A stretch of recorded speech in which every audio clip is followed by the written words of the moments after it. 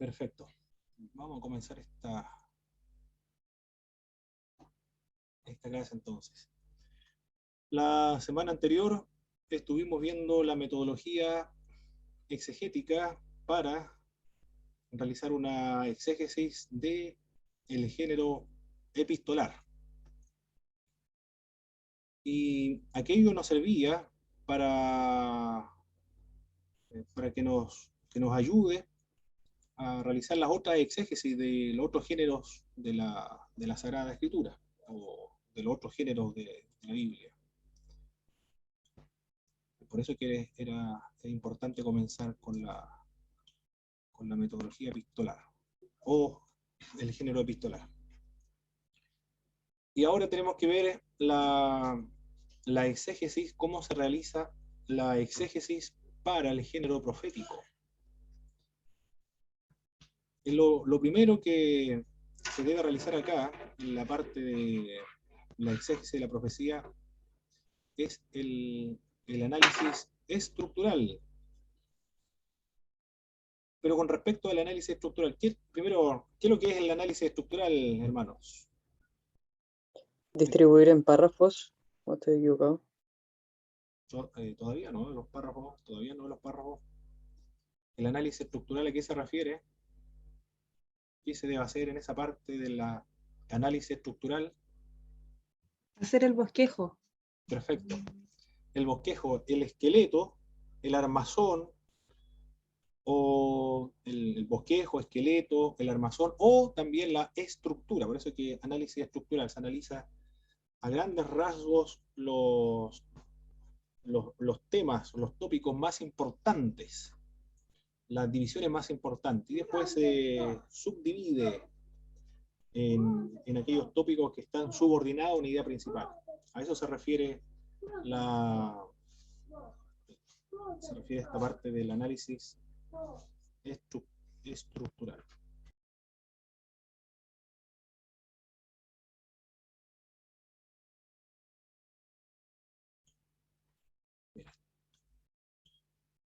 En la profecía, entonces, se realiza también un análisis estructural.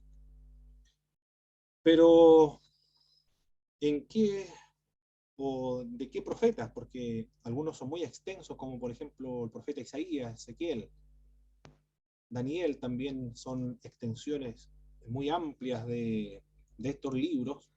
Vale la pena realizar un análisis estructural también de ellos, bosquejarlo completo, todos los capítulos.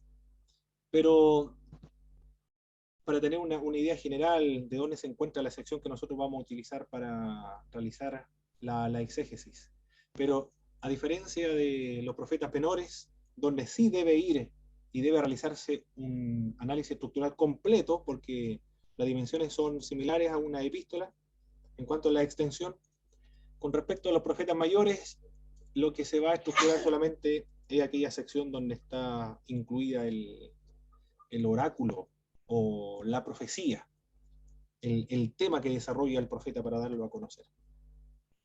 En los profetas menores se omite esta parte del análisis estructural completo del libro, sino solamente la sección del libro que nosotros vamos a utilizar para hacer la exégesis. Pero en los profetas menores, sí, ahí se realiza el análisis estructural. Se debe hacer el bosquejo completo del mismo modo como nosotros realizamos el bosquejo para las epístolas. Y luego se realiza el estudio del contexto histórico general. En esta parte se determina la situación política, internacional, religiosa y también social del pueblo. En el análisis estructural no vamos a utilizar libros de consulta, de ayuda, sino que va a ser un esfuerzo personal, nosotros mismos debemos dilucidar y determinar. Nosotros, en base a la lectura, debemos definir cuál es la estructura de la sección que nosotros vamos a realizar la exégesis en caso de los profetas mayores, y el libro completo, por ejemplo, si Oseas, Miquías, Nahum, Ageo o Zacarías, entonces el libro completo nosotros lo bosquejamos, pero sin ayuda externa. Pero en esta otra sección, en el estudio del contexto histórico general de los profetas, puede ser mayores o menores, no importa, aquí sí nosotros necesitamos utilizar comentarios bíblicos, ayudas externas, comentarios bíblicos, libros de introducción al Antiguo Testamento. ¿Qué otros libros? Biblia de estudios también nos van a ayudar acá. Y todos los textos, toda la literatura, todos los documentos, también el Internet, páginas que son algunas, el Google académico, ahí encuentra buenos trabajos, porque todos son académicos en esa parte. O Google Scholar, creo que le llaman también a otro. O Google académico, igual lo va a reconocer ahí, va a encontrar usted con trabajos serios en cuanto al contexto histórico de algún profeta. En esa sección usted determina la situación política de dónde estaba circunscrito aquel oráculo profético, internacional, religioso, social del pueblo. Por ejemplo, la situación política del profeta Isaías. Había una guerra siro-efraimita, también se le denomina. Una alianza entre Siria y también Israel del norte se enfrentan contra Judá. ¿Por qué se enfrentan entre hermanos? Israel contra Judá. Porque Judá negó la participación en esta alianza política para enfrentar un imperio que venía contra ellos, que eran los asirios. El Judá tenía la política de aliarse con los asirios porque era un imperio en esa época poderosísimo, del mismo modo como lo es Estados Unidos actualmente. No había posibilidad de hacerle frente. Por lo tanto, determinó una situación neutral y pedir ayuda a los asirios, pero no pelear contra los asirios.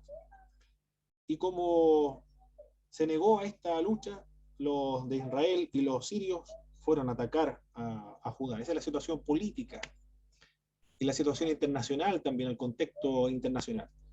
Toda esa parte que lo mencionan, lo comentan los comentaristas bíblicos, los diccionarios bíblicos, libros de introducción al Antiguo Testamento, introducciones también de los profetas mayores. Toda esa información usted lo registra en su exégesis en este punto del análisis contextual histórico general. Y también la situación religiosa en la cual se encontraba el pueblo de Israel. La situación religiosa lo menciona el mismo profeta, pero aquí para ahorrar más tiempo y para hacernos ayudar de los trabajos de otras personas que han escrito acerca de esta parte, entonces también buscamos libros que nos van a ayudar acerca de la situación religiosa del pueblo de Israel en esa época, era una situación muy degradada, corrompida, idólatra, y semejante a Sodoma y Gomorra. Así los trata el profeta Isaías en esa época, como Sodoma y Gomorra. Son paganos, son incircuncisos de corazón, y por lo tanto están actuando como los cananeos y van a sufrir las mismas consecuencias de los cananeos. Por eso que va a venir los asirios contra Israel del norte y lo va a hacer desaparecer. Eso en cuanto a la situación religiosa. De Israel y de Judá era exactamente lo mismo. La única diferencia es que Judá estaba eran un poco más fieles, pero el Señor iba a conservar la tribu de Judá, porque por medio de ellos debía venir el Mesías. Y por amor a Dios solamente, o sea, por amor a sí mismo, Dios, de su amor a sí mismo y por el pacto que había establecido con los antiguos, preserva la tribu de Judá. Pero no hay otra razón. Pero demostraron ser fieles, por lo tanto, de todas formas, eh, en algunos puntos históricos a Dios. En cambio, Israel del Norte siempre fue infiel.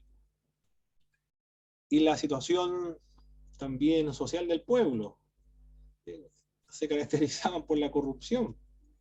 Es la misma situación de los paganos. Aquí no hay ninguna diferencia. En Israel, el pueblo de Dios, pero son paganos, por eso que son destruidos también, porque Dios los trata como si fueran incrédulos. Pisotean al pueblo, que lo estrujan, lo convierten en esclavos porque se han endeudado con un par de sandalias.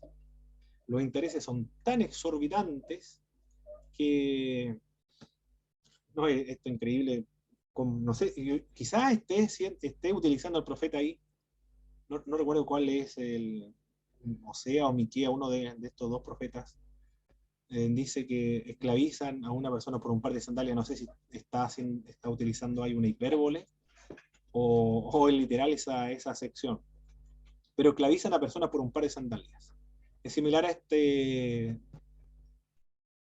chiste del bombo fica de la tarjeta Master Plot, más o menos parecido a lo que pasaba en esta época del profeta Isaías, en esa época de Israel del norte.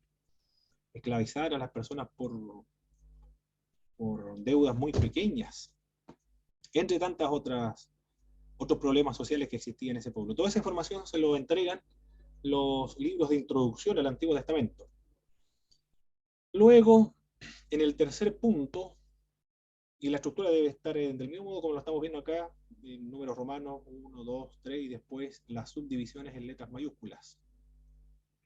Se debe realizar un análisis contextual básico, pero acá sin consultar comentario nuevamente. Solamente utilizamos aquí libros de consulta en el estudio del contexto histórico general, pero en el análisis contextual básico sin consultar los comentarios.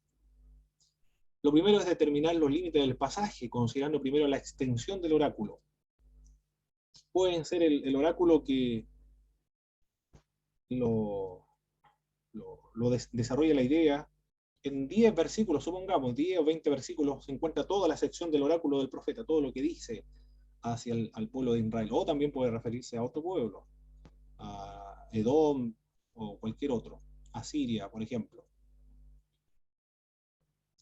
Se determinan los límites de ese pasaje. Nosotros vamos a realizar la exégesis, en este punto acá determinar los límites del pasaje para realizar la exégesis. Isaías capítulo 53, verso del 1 al 7. 7 versículos bíblicos vamos a analizar. Y ese va a ser el límite de nuestro pasaje, porque nosotros queremos hacer una interpretación de esos pasajes. ¿Qué significa? ¿Y qué es lo que significa para hoy esa sección de la Escritura? Luego, evaluar posible amplitud de contexto. ¿A qué se refiere, hermanos, esta sección de evaluar los posibles amplitud de contextos? ¿Quién me podría explicar esta parte? La amplitud de contexto. ¿A qué podría referirse? ¿Algún hermano o hermana que haya estudiado esta parte, haya leído? ¿Qué es lo mismo que una epístola? ¿A qué se refiere la amplitud de contexto?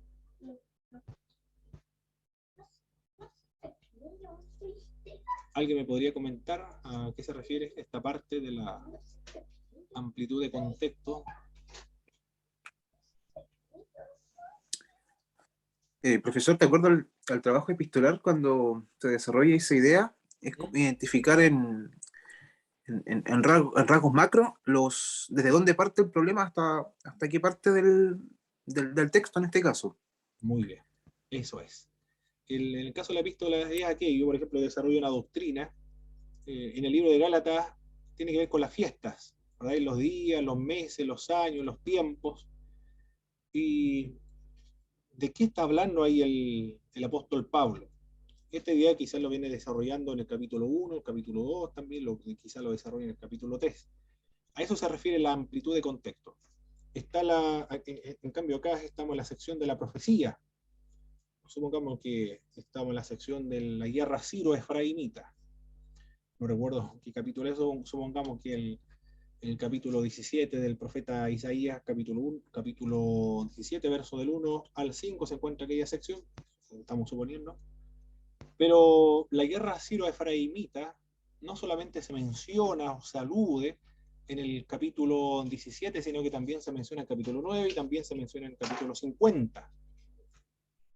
Habla acerca de esta guerra en particular, de la guerra siro-efraimita. A eso se refiere la amplitud de contexto. Y eso es lo que se debe registrar en esta parte acá, de evaluar posible amplitud de contexto. Luego se debe mencionar o reconocer los párrafos. Los párrafos de esta sección de la profecía. Se deben se debe desmembrar el pasaje y se debe ponerle... Ah, perdón, mi hijo se puso allá, hermano. Voy a ver qué sucede y vuelvo enseguida, mi hermano.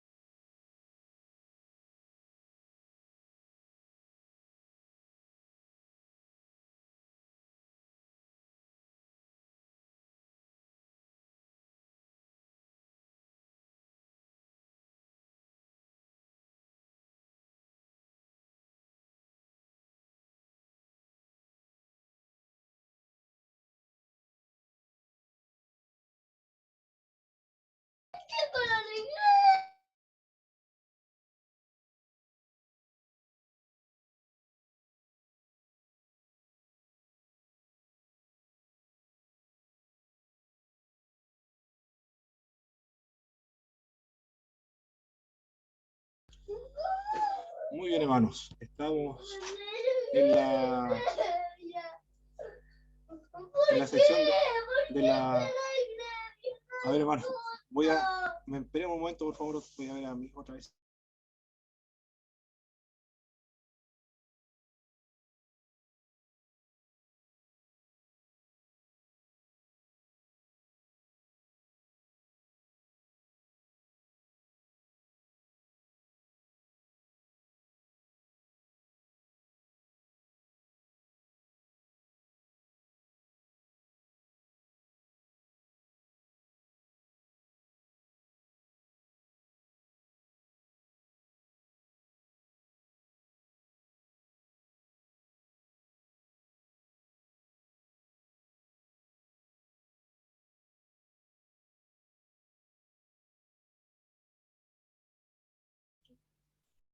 Muy bien, hermano, ahora sí, continuamos.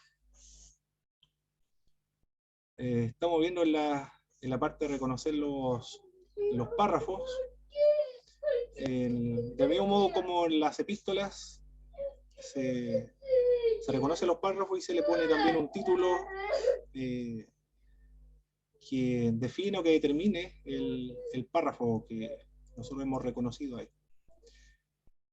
Y luego se deben identificar las posibles irregularidades contextuales. Cuando hablamos acerca de irregularidades contextuales, ¿a qué nos referimos, hermanos? ¿Qué es lo que queremos indicar con aquello?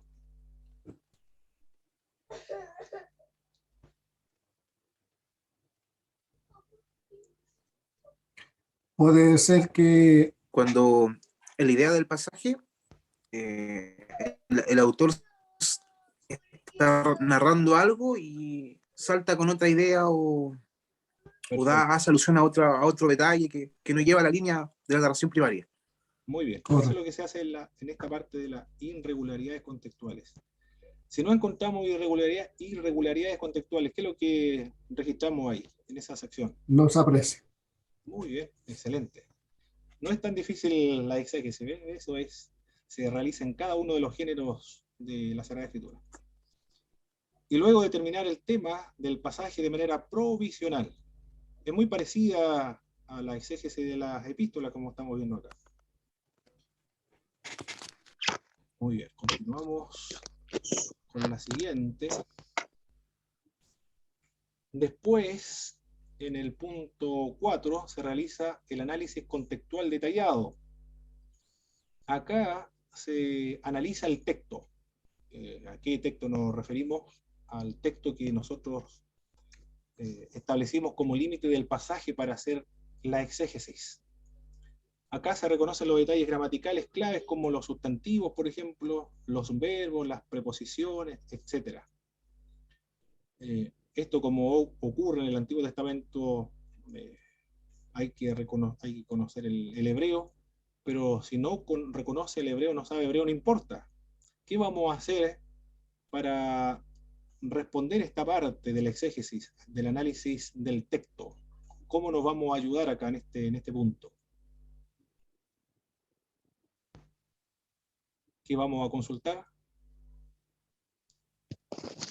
¿Ocupar otras versiones bíblicas o diccionarios bíblicos? Perfecto. Eso es lo que debemos hacer. Ver la posibilidad de otras versiones actualizadas de las Sagradas Escrituras. Muy bien. Nos ayuda mucho porque el trabajo de las otras versiones es un trabajo serio, como la Dios habla hoy, por ejemplo, la Biblia de América, el lenguaje actual, la nueva versión internacional, la Biblia de Jerusalén, entre otras.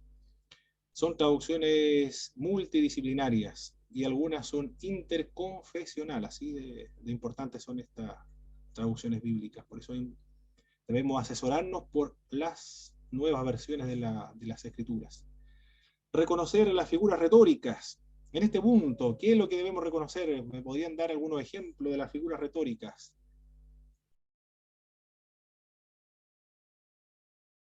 Aquí en la profecía abundan porque cuando se tratan de los oráculos proféticos, la forma y uno de los modelos que se van a emplear para poder registrar los oráculos proféticos va a ser la poesía. Por lo tanto, la poesía, el poema tiene una característica que son las metáforas Metáforas, y sí. abundantes figuras retóricas. ¿Cuáles van a ser las posibles estas? Aparte de las metáforas.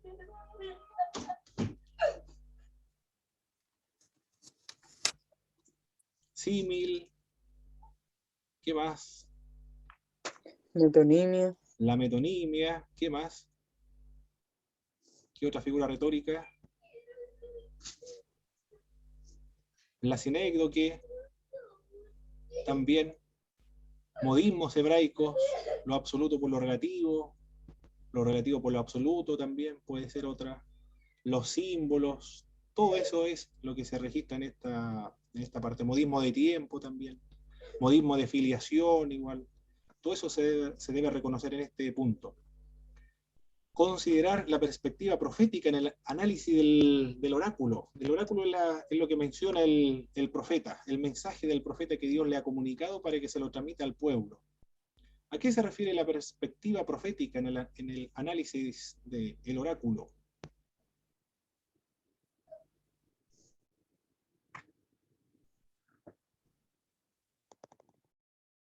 Puede ser que sea una profecía que sea presente o a futuro. Muy bien, la perspectiva profética hay que recordar la imagen esta de un hombre que está De los dos mirando círculos. en un telescopio al cielo y ve las estrellas como si estuviesen juntas. Desde su propia perspectiva la ve como si estuviesen juntas. Pero después si lo ve desde otra perspectiva hay una separación vasta entre una estrella y otra. Es decir, una profecía, una parte de la profecía se cumplió en esa época, pero hay otra parte que se cumple en el Nuevo Testamento. A eso se refiere la perspectiva profética. Es decir, no hay el profeta lo ve como si las secciones de la profecía se cumpliesen simultáneamente, pero en la realidad hay una vasta separación de tiempo entre el cumplimiento de la profecía y la otra.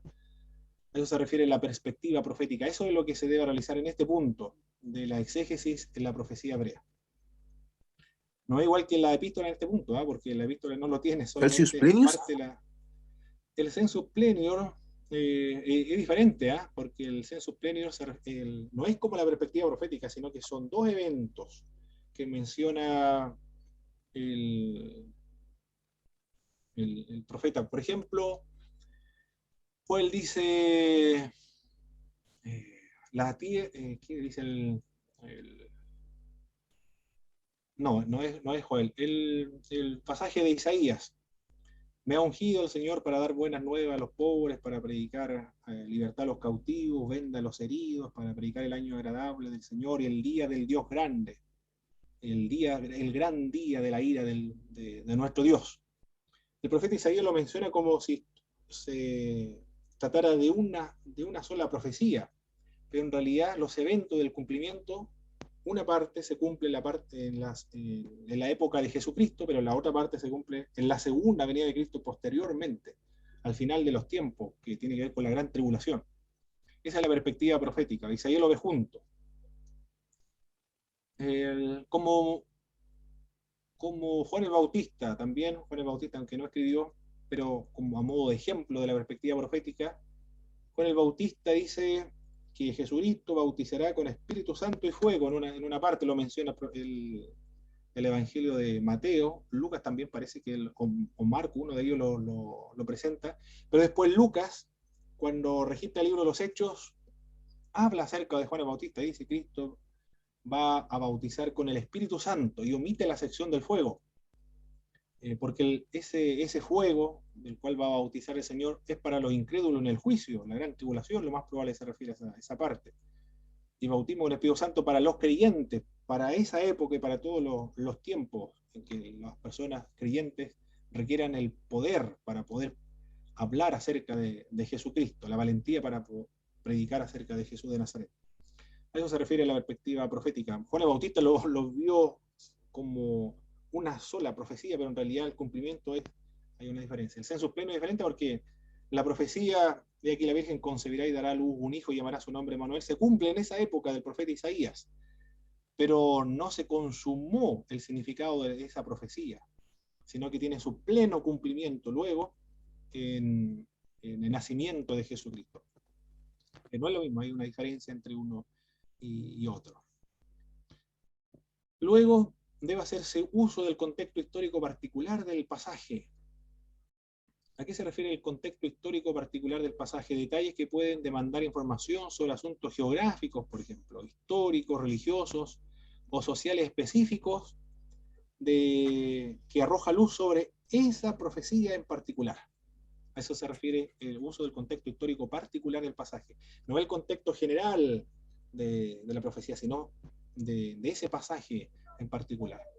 Los libros de diccionario, algunos comentarios bíblicos contextuales le pueden ayudar para cumplir o para hacer esta exégesis de esta parte. Después, uso de pasajes paralelos para aclarar puntos oscuros. Los pasajes paralelos en el mismo libro. Cuando hablamos de pasajes paralelos, hermanos, hermana Belén, cuando hablamos de pasajes paralelos, ¿qué es lo que nos queremos indicar con este punto? Si hay algún libro de la Biblia que también trata el mismo tema. Perfecto, muy bien. Que tratan del mismo oráculo profético, puede ser la guerra siro-efraimita, sigamos con ese mismo ejemplo. Los pasajes paralelos en el mismo libro. Hay otra parte del profeta Isaías que trata del mismo tema, en otra parte, en otro capítulo de la guerra siro-efraimita, paralelos en los libros históricos. Aquí están los libros históricos, se encuentra esa parte.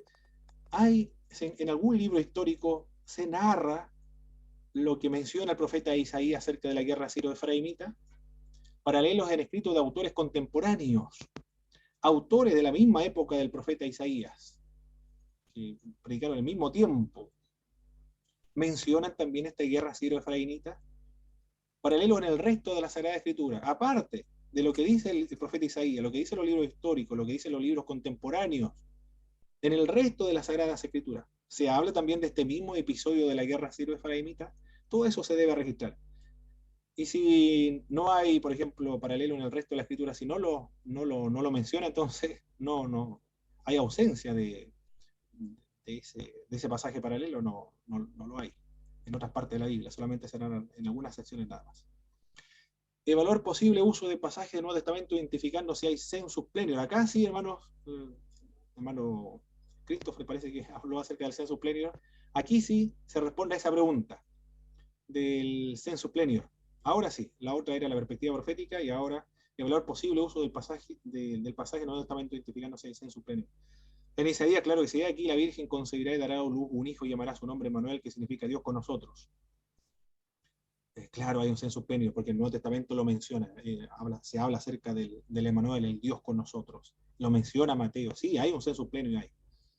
Y se menciona el versículo bíblico también. Perfecto. Luego, las conclusiones exegéticas. Aquí se deben usar todos los recursos anteriores. Aquí es donde se aplica todo lo que realizamos nosotros anteriormente.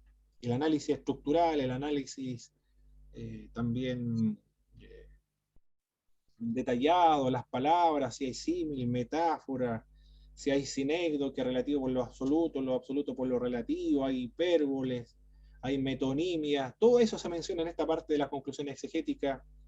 También Se menciona el contexto histórico particular del pasaje, la perspectiva profética, sensus plenior, todo eso se menciona y se aplica acá.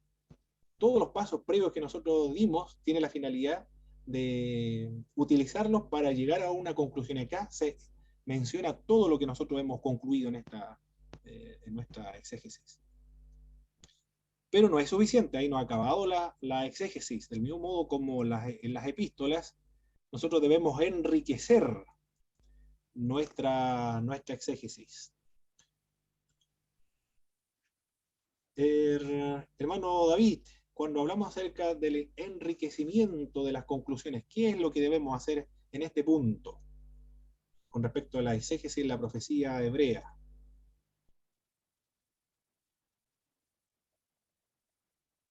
Hermano David Ruiz o la hermana Miriam, cualquiera de los dos puede responder a este punto. Cuando hablamos del enriquecimiento de las conclusiones, ¿qué es lo que queremos decir con esta parte?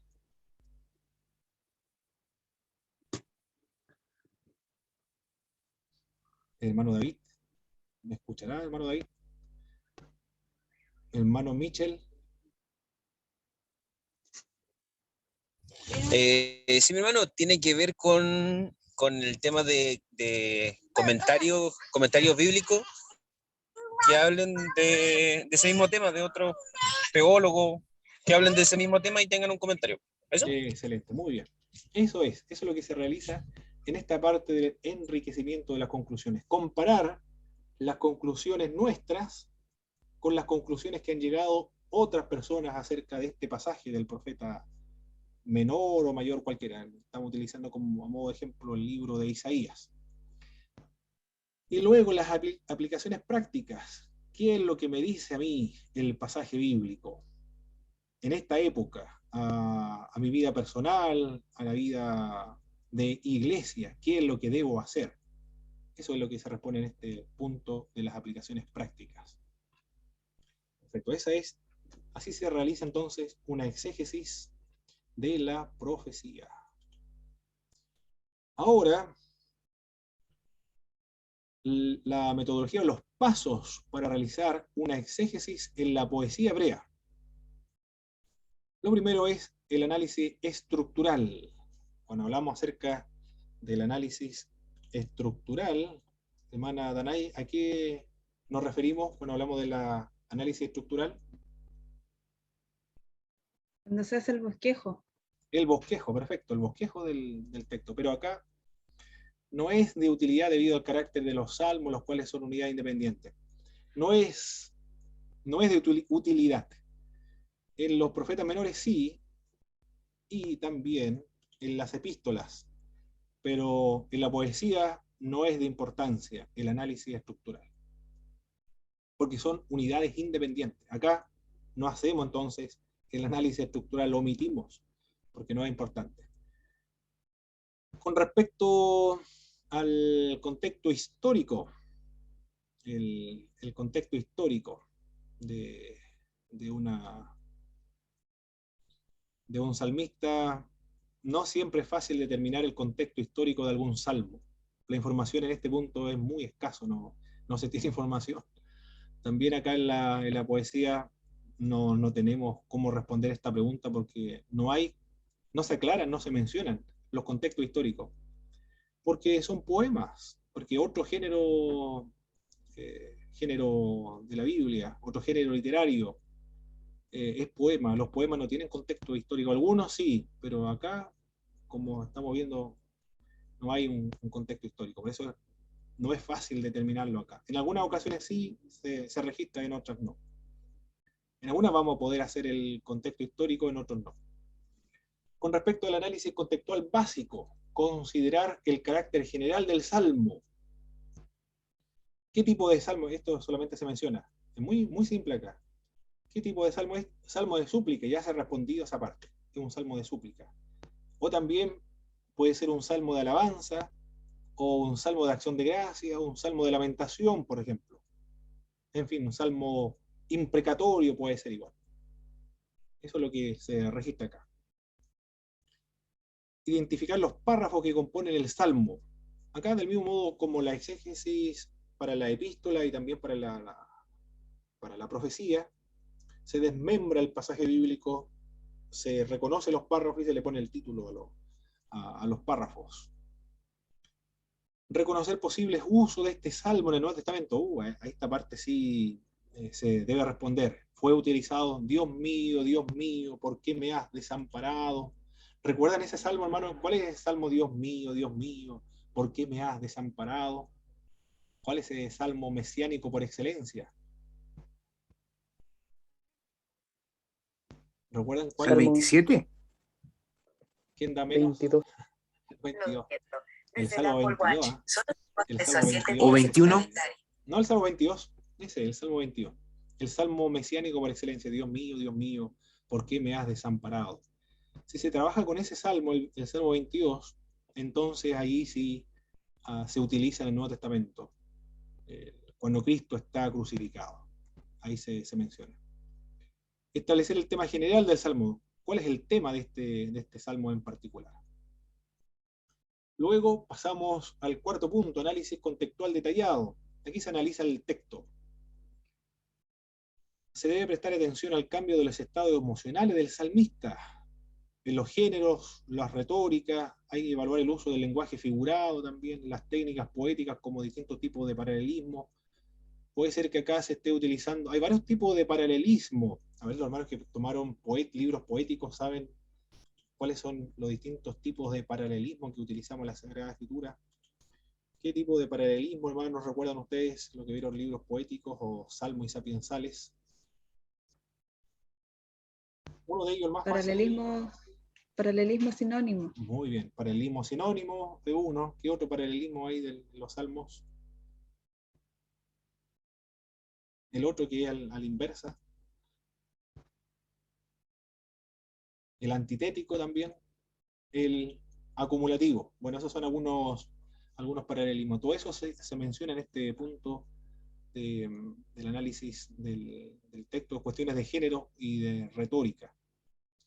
Análisis del texto se analizan las palabras y con cuestiones de género, retórica. Ahí se mencionan los paralelismos, sineido, metonimia, relativo por lo absoluto por lo relativo, en fin, todo lo que tenga que ver con el género y la retórica en este punto. Evaluar los conceptos teológicos a la luz del movimiento progresivo de la revelación. En este punto, ¿qué es lo que se quiere indicar? Evaluar los conceptos teológicos a la luz del movimiento progresivo de la revelación. ¿Quién me podría explicar este punto, hermanos? ¿Qué es lo que quiere decir este paso, el punto C? Evaluar los conceptos teológicos a la luz del movimiento progresivo de la revelación. Esa es la perspectiva profética. Bueno, la perspectiva profética está limitado al género profético, pero no se encuentra en esta parte de la poesía. Está limitado solamente a la parte del género profético. Evaluar los conceptos teológicos a la luz del movimiento progresivo de la revelación. Sería algo Puede así ser los como- salmos, Sí, hermana Danaí, los salmos imprecatorios. puede ser, sí, puede ser los salmos imprecatorios. Ahí tiene que ver más bien con el tema de la justicia, con respecto a los salmos imprecatorios. Pide venganza de que sus enemigos sean destruidos, sean masacrados, pisoteados, esclavizados, sus naciones caigan, sus hijos sean muertos, estrellados contra la pared. Se pide venganza por los enemigos. ¿Por qué se pide algo tan brutal, tan macabro hacia los enemigos? Pareciera que fuera en contra de lo que nos pide Jesucristo en el Nuevo Testamento. Claro, ahí se debe evaluar en base al movimiento progresivo de la revelación. No tenían un concepto tan acabado de la vida de ultratumba, de la justicia, por ejemplo, del juicio final, como en el Nuevo Testamento. Eso es lo que se debe evaluar en ese punto del movimiento progresivo de la revelación, el punto C. Diferenciar lo que es aspiración del salmista y lo que refleja perfectamente la voluntad de Dios. Frecuentemente el salmista presenta sus sentimientos y luchas ante Dios sin esperar que su actitud o palabras sean normativas. Puede estar pidiendo, como eso, por ejemplo, el salmo imprecatorio puede estar pidiendo venganza, puede estar pidiendo que sus enemigos sean destruidos, pero eso no es normativo para nosotros. Porque están expresando la actitud del salmista en otra época, previo a la revelación del Nuevo Testamento. No podría servir como modelo o como normativo para nosotros los creyentes, porque nosotros debemos orar diferente a como oraban los salmos imprecatorios. A nosotros se nos enseñó a orar por nuestros enemigos, amar a nuestros enemigos, bendecir a aquellos que nos maldicen. Es totalmente diferente perdonar a aquellos que causan daño, o la muerte incluso. La oración de Jesucristo es el modelo para los creyentes, frente a los enemigos. Señor, no les tomes en cuenta este pecado. O perdónalos porque no saben lo que hacen, o como oró Esteban también. Señor, no le tomes en cuenta este pecado. Muy bien, eso es lo que se debe mencionar en este punto, del punto D. Hay un problema con una declaración, cuando se dice toda la Biblia. ¿Qué se entiende? ¿Qué entiende usted, hermano? Aquí vamos a aclarar este punto. Cuando decimos toda la Biblia es palabra de Dios, ¿qué es lo que queremos decir con esa expresión?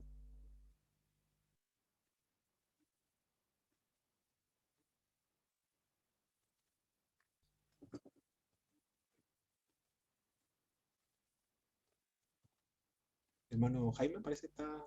Profesor, yo no escuché nada, creo que mi wifi está malo. ¿Puede repetirlo, por favor? Muy bien. Cuando decimos toda la Biblia es palabra de Dios, ¿qué es lo que queremos indicar con esto? Con esa expresión. Bueno, primero hay que definir Biblia. Biblia es un conjunto de libros. Y ahí quiere decir que todos los libros fueron inspirados por el Espíritu Santo y es la palabra de Dios. Muy bien, esa es la idea, esa es la idea, que son inspirados por el Espíritu Santo de Dios, es decir, fueron registrados tal cual como el Espíritu Santo quiso y quedara registrado. Pero no todos lo que está registrado ahí son revelaciones o expresiones de Dios, sino que son expresiones de seres humanos, erradas también, y que no reflejan la voluntad de Dios. Incluso hay algunas expresiones que son satánicas. Y esas expresiones satánicas, evidentemente que no es palabra de Dios. Todo lo que quedó registrado, eso queremos decir, que todo lo que quedó registrado es inspirado por el Espíritu Santo de Dios y quedó registrado tal cual como Él quiere que quede registrado. Sofar, Bildad, Eliú, por ejemplo, que son los amigos de Job, lo que ellos comentan en el libro de Job no expresa la voluntad de Dios, ni tampoco Dios lo está inspirando a ellos para hablar, más bien son expresiones erradas de esta gente. Del mismo modo que el de Eclesiastés es el hombre sin la revelación de Dios el que está hablando allí.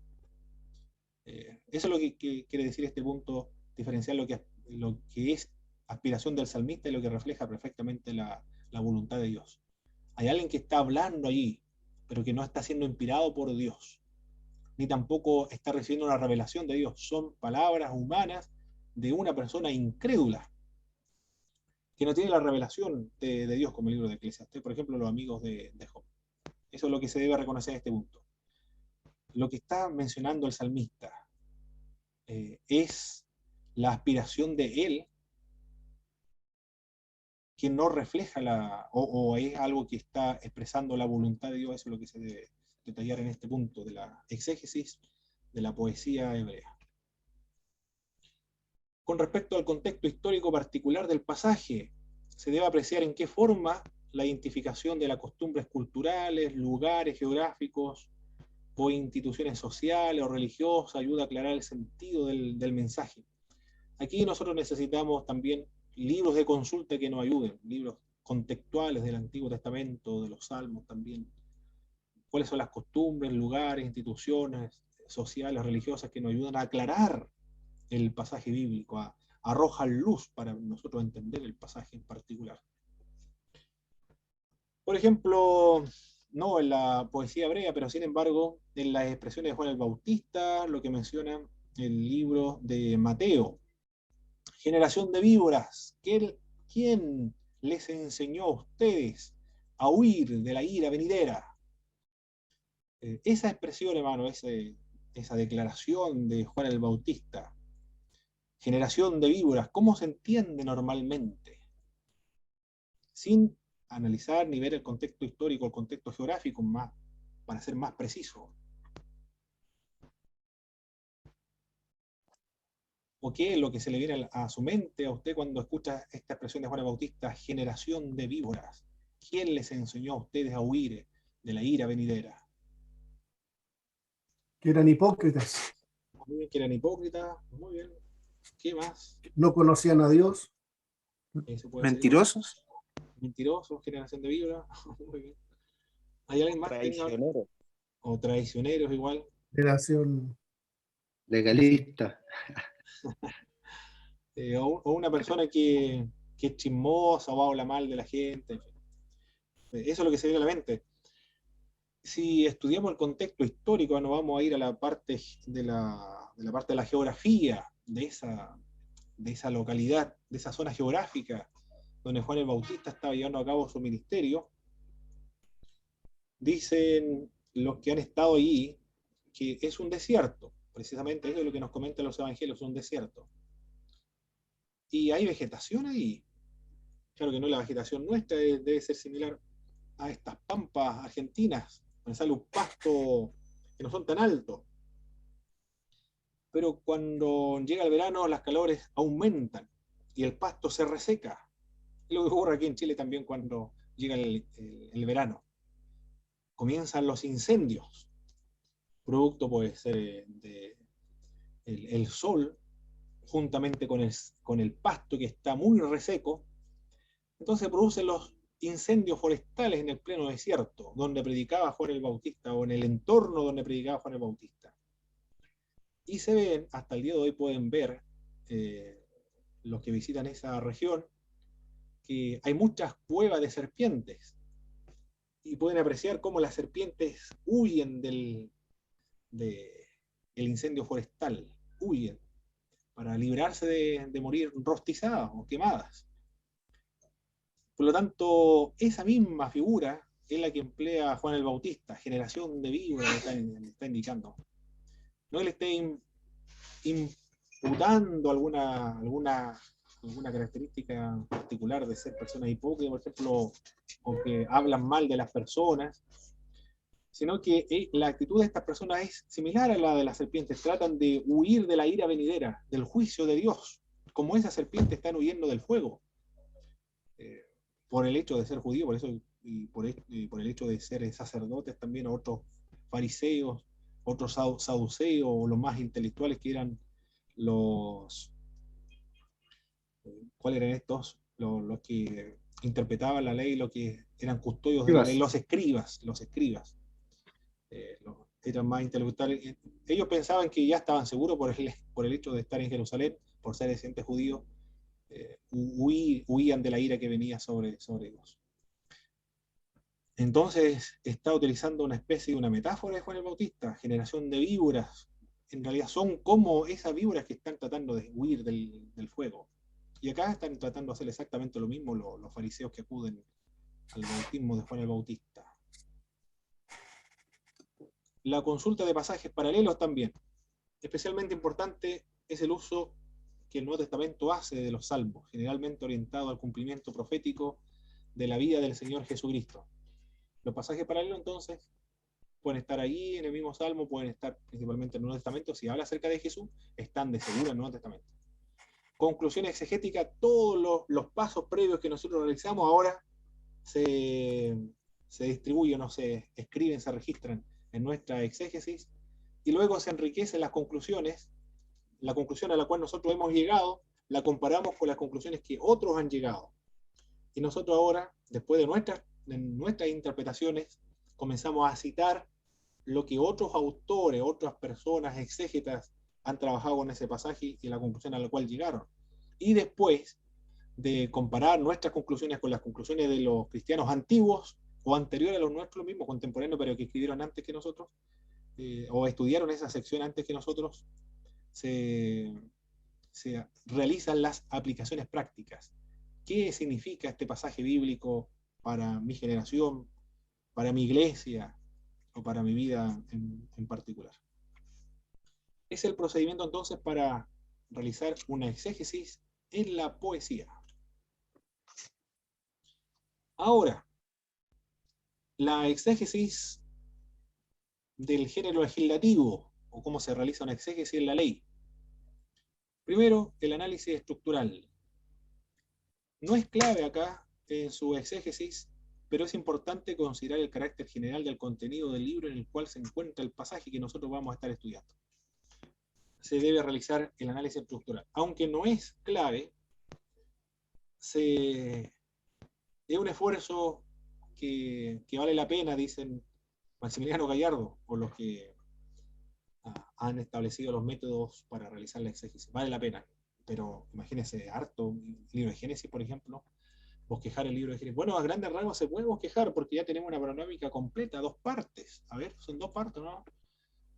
Lo podemos dividir en 2 partes. Génesis capítulo 1 al 11 trata de la historia universal, del capítulo 12 hasta el último capítulo de la historia del patriarcal.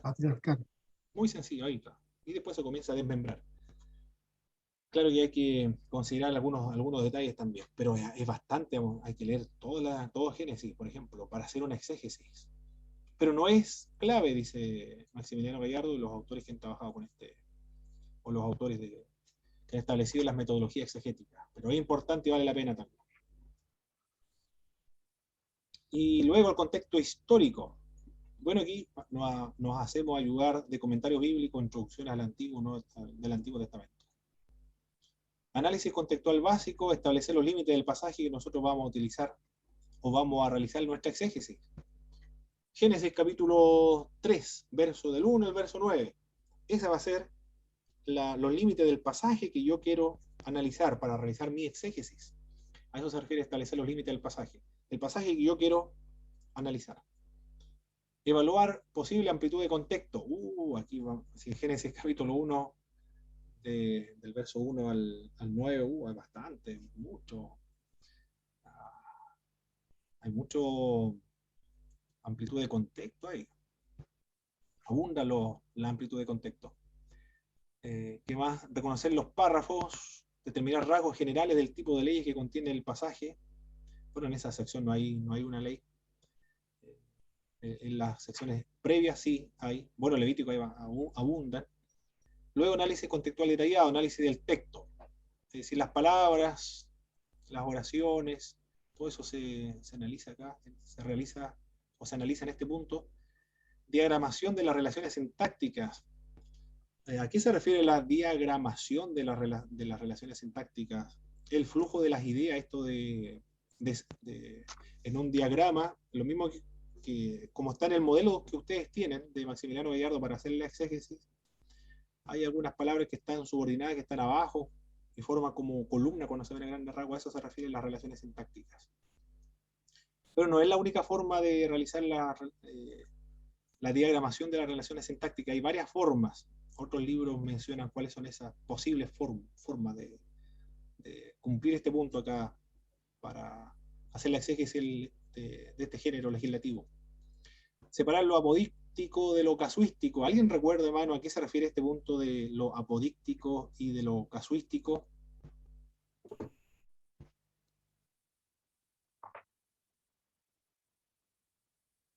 ¿Alguien tendrá memoria de este punto en particular, de lo casuístico y lo apodíctico? Lo apodíctico se refiere a lo que es concreto, evidente, un mandato: no matarás, por ejemplo.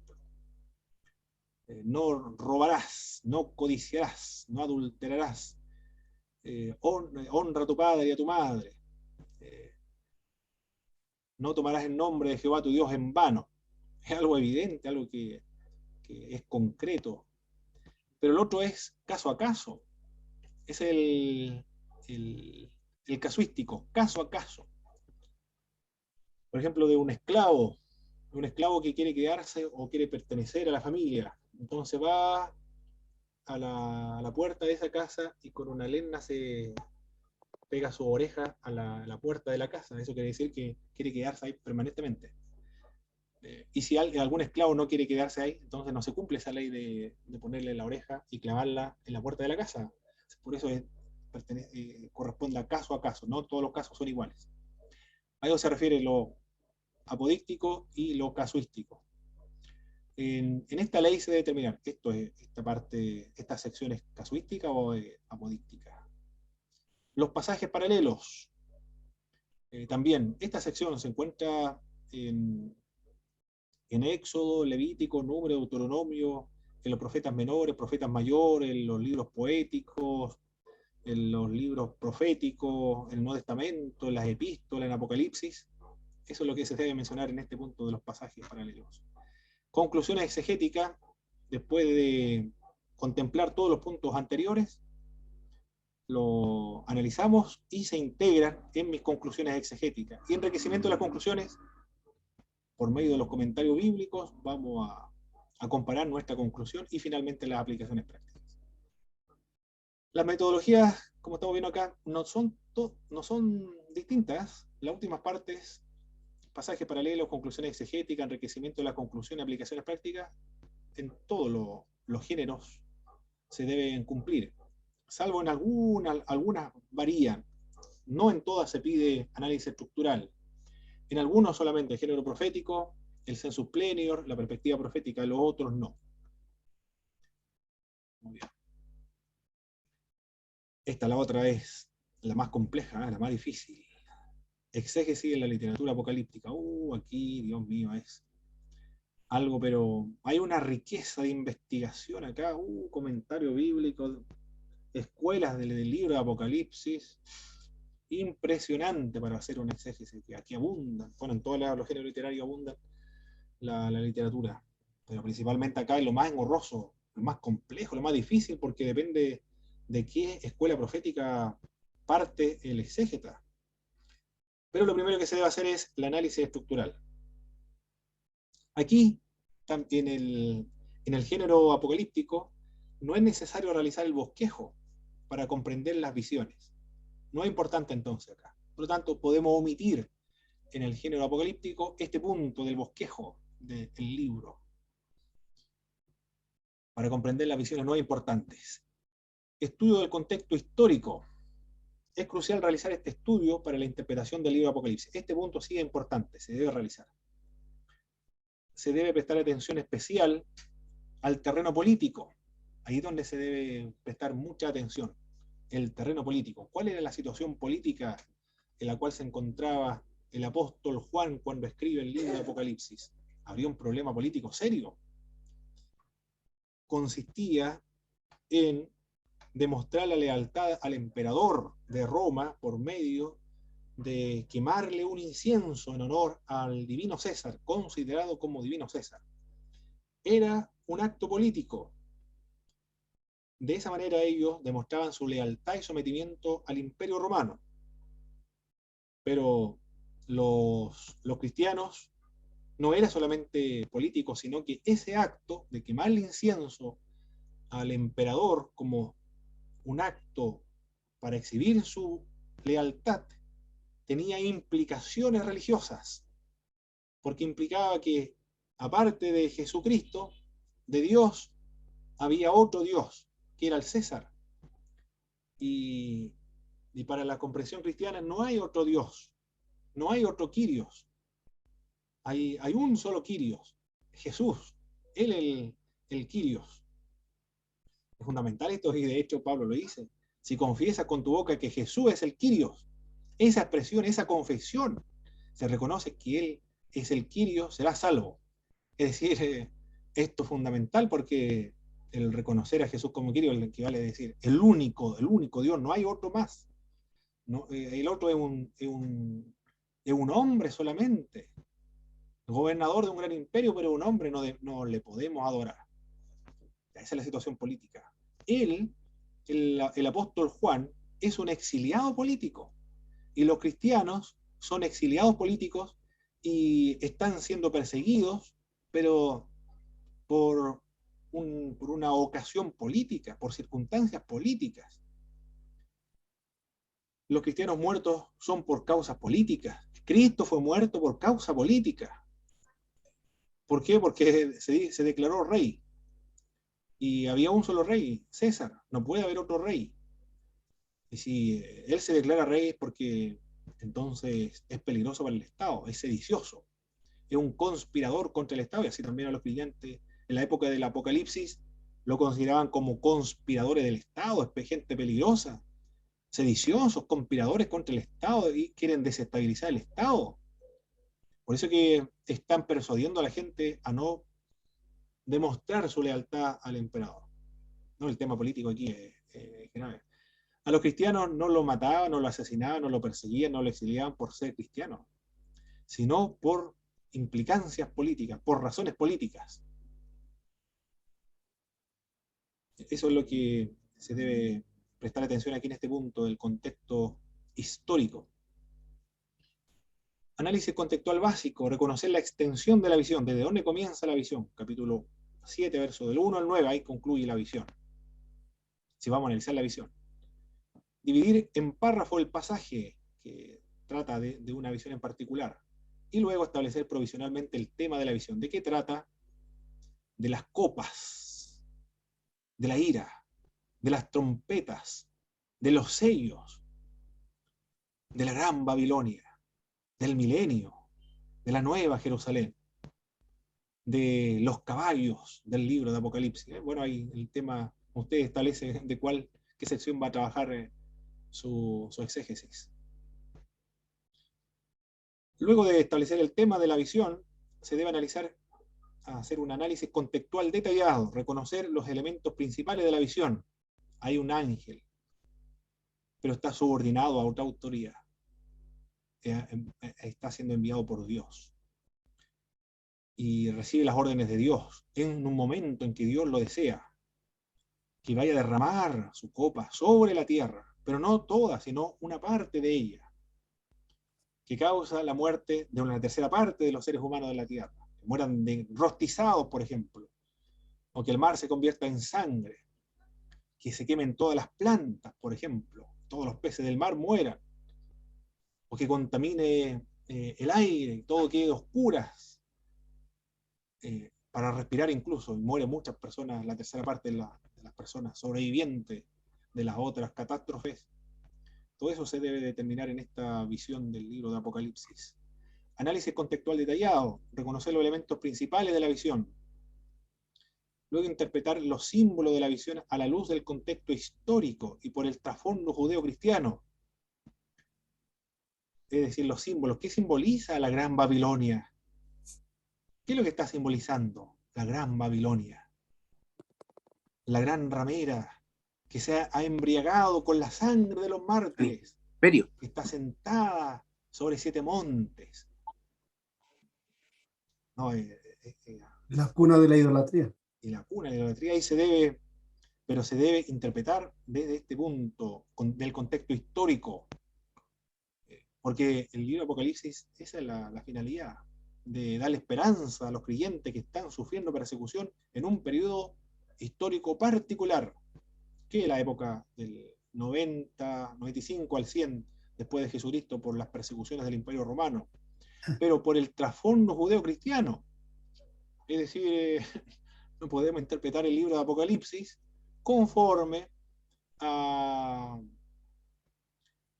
trasfondo latinoamericano, por ejemplo, de la ufología del siglo XX, siglo XXI, supongamos.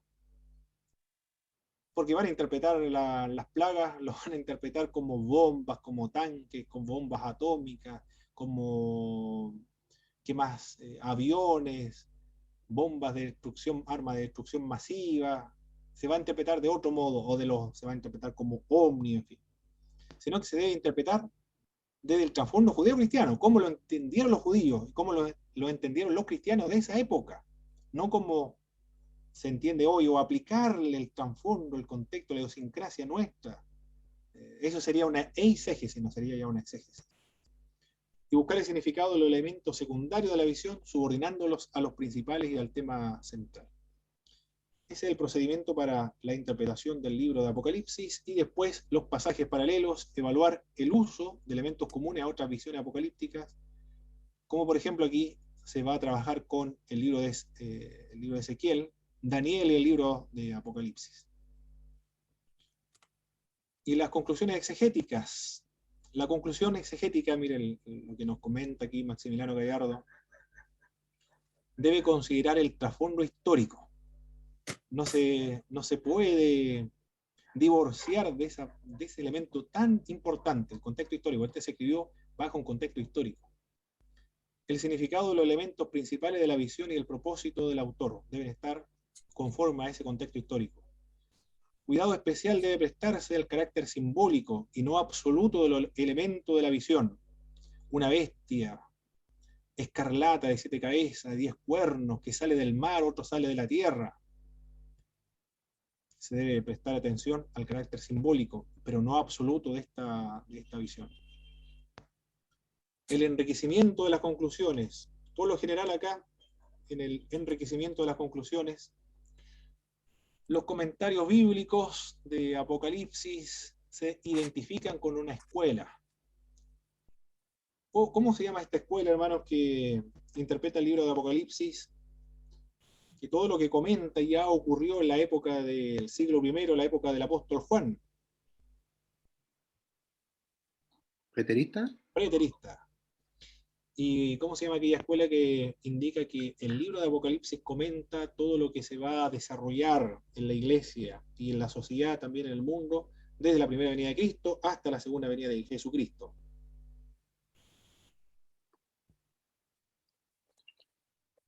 Y otro incluso la extiende mucho más allá, desde el Edén hasta la consumación de todos los tiempos.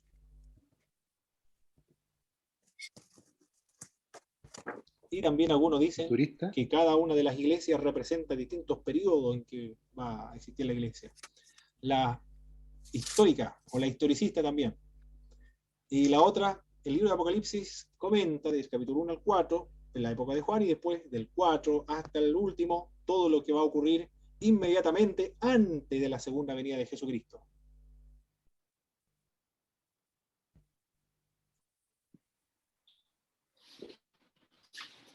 ¿Esa es la pretribulacionista o no? Esa es la futurista, esa es la escuela. Hay distintas escuelas. La otra, la idealista, es que el libro de Apocalipsis a grandes rasgos, de manera muy general, presenta las distintas persecuciones que va a sufrir el cristiano, pero no hay un contexto histórico, no hay un cumplimiento tampoco real aquí en la tierra, sino que todo es interpretado de una manera existencialista. Esa es la escuela idealista. Los comentarios bíblicos son también, o son parte de una escuela. Por lo tanto, van a interpretar las visiones de acuerdo a esa escuela. Preterista, futurista o simbólica. En todo caso, evaluar la metodología exegética que el autor emplea para comparar las conclusiones. Algunos van a ser preteristas, otros van a ser históricos, otros van a ser idealistas, otros van a ser futuristas, algunos van a ser pretribulacionistas, otros van a ser posttribulacionistas, otros van a ser mesotribulacionistas, algunos premilenialistas, otros amilenialistas y otros postmilenialistas. Claro, si alguien quiere ser más ambicioso para la exégesis de Apocalipsis, entonces va a consultar todas estas escuelas y todas estas posiciones para enriquecer su libro de Apocalipsis. Y las implicaciones prácticas, bueno, esta es la parte más importante, ¿eh? Las implicaciones prácticas. Evitar el tratar de encontrar cumplimientos en el mundo contemporáneo de las visiones. Esa tentación se debe evitar. Porque después de tanto estudio de Apocalipsis, analizar tantos comentaristas, va a tener la tentación de encontrarse inmediatamente antes de la segunda venida de Cristo, y que ya en 2 o 3 años más comienza el rapto, el arrebatamiento de la iglesia, y se va a manifestar el anticristo. Va a tener esa tentación de ponerle fecha a las situaciones históricas o escatológicas. Esa es una tentación de algunos predicadores, de indicar ya estamos en los últimos tiempos ya, y ya el próximo y poner fecha es más terrible todavía. Todos los que han intentado poner fecha a través de la historia del cristianismo y los que han interpretado Apocalipsis han fracasado, porque no han tomado en serio las recomendaciones de Jesús. Nadie sabe el día ni la hora, sino solamente mi Padre que está en los cielos. Y discierna también más bien el mensaje de esperanza de las visiones para la iglesia que sufre en cualquier parte del mundo. Esas son las recomendaciones que se dan acá, porque es el propósito también del libro de Apocalipsis, dar esperanza para los creyentes que se encuentran perseguidos y que no pierdan la fe en un mundo que les es hostil, sino que perseveren hasta el fin, para que el Señor les dé la corona de la vida. El que persevera hasta el fin, este será salvo. Muy bien, estas son las metodologías exegéticas entonces que hemos visto para la interpretación del libro de Apocalipsis. Aquí hay un chat, no lo había visto. Disculpen, hermano, que no vi el chat. Hermano, antes dijo el hermano Aguirre aquí. A Policarpo le costó la vida en la hoguera. Oh, Dios mío, claro que sí. Por no reconocer como Quirio al emperador, así es. Hermano Jaime, ¿qué dice hermano Jaime acá en el chat? Para el trabajo de título el título se puede presentar una exégesis o monografía. Para el trabajo de título. Quiere hacer una exégesis. No la había considerado, hermano Jaime, Muy bien, sí, puede ser. Puede ser también una exégesis, claro que sí, porque la exigencia es igual que un trabajo monográfico, por supuesto que sí, No lo había considerado, hermano Jaime, pero sí. En ISUM se puede así, puede ser en ISUM para graduar. En ISUM, una monografía, un trabajo exegético, un proyecto misionero y un proyecto de educación cristiana. 4 formas de poder graduar de ISUM. Yo hice la monografía porque estaba acostumbrado a la monografía, pero algunos compañeros míos, algunos pastores hicieron una exégesis para poder graduar de ISUM. Perfecto. Hemos finalizado esta clase, mis hermanos, de la exégesis. De esto se trata. La hermenéutica bíblica y la exégesis, y lo que se debe entregar finalmente es un trabajo exegético. Mañana ya se entrega el plazo para entregar la exégesis, pero le di una semana más. Por lo tanto, el otro sábado, ¿cuánto estamos el otro sábado? Ahora, estamos 8. El sábado 16 entonces. Tienen plazo para entregar el trabajo exegético. Avancen en todo lo que puedan. Traten de hacer, completar el trabajo. Hay varios, estuve viendo los promedios, se han entregado todas las tareas y rendido los 2 exámenes. La gran mayoría está aprobado, tiene un 70, 74, 75 algunos. Por lo tanto, si no entregan la exégesis, igual van a aprobar. Y por lo tanto, el entregar la exégesis le va a subir el promedio nada más. Pero es recomendable que trabajen con la exégesis para que vean el esfuerzo que se requiere para hacer un trabajo de semejante naturaleza. Y ahí van a ver lo que se esfuerzan aquellos comentaristas bíblicos y los exégetas también, los escritores de Biblias, o sea, de comentarios bíblicos. Hay un esfuerzo enorme detrás para que nos ayude a reconocer el trabajo de otros hermanos nuestros que nos ayudan para profundizar y conocer mejor las Sagradas Escrituras. ¿Alguna pregunta, algún comentario?